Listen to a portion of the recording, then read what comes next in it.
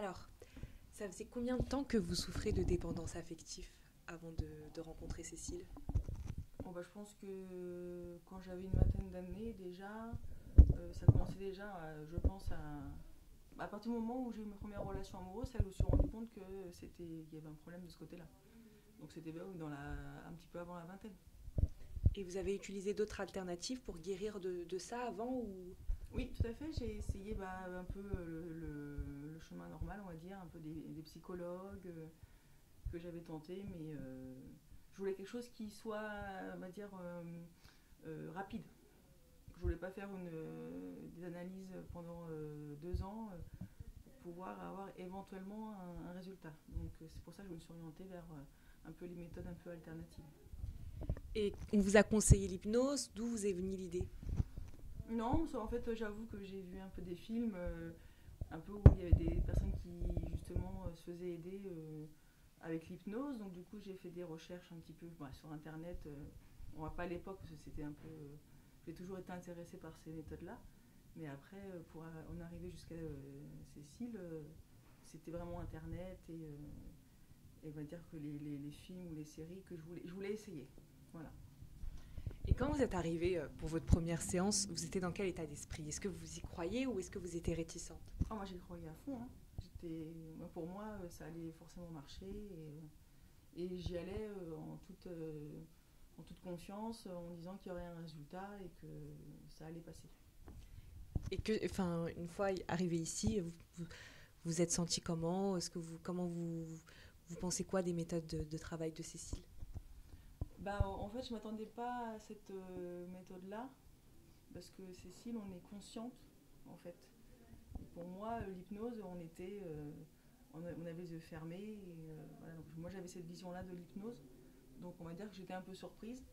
Mais après, j'ai fait les séances 3-4, je crois, avec cette méthode-là. Et après, moi, je me suis adaptée. Hein, parce que de toute façon, je n'allais pas changer juste parce que c'était pas la méthode que je pensais. Et quand vous êtes ressortie de votre séance, vous vous êtes senti comment?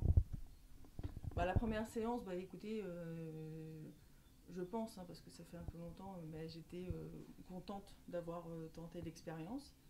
Et j'attendais de voir s'il y allait avoir une amélioration. Et je savais qu'au dessous, on avait pris les dispositions pour une autre séance. Donc je savais que ça n'allait pas marcher tout de suite, mais j'étais quand même contente de l'avoir faite.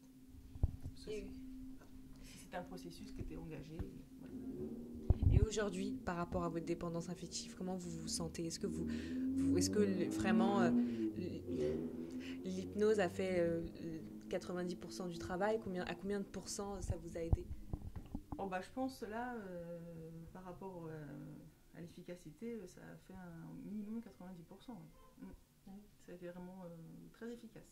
Vous pouvez répéter minimum 90%? J'ai bougé avec la caméra. Minimum 90%. Oui. Et si une personne souffre de dépendance affective, qu'est-ce que vous lui conseillerez?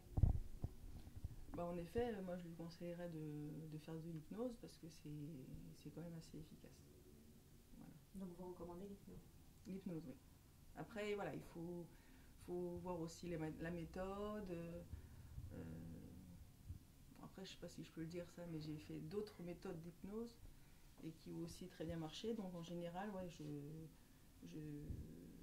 pourrais conseiller de faire de l'hypnose, en effet. Et vous recommanderez Cécile? Oui, bien sûr.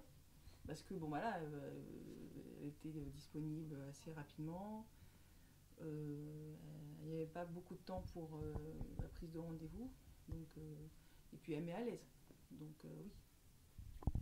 C'est tout. Merci beaucoup. Écoutez, parfait.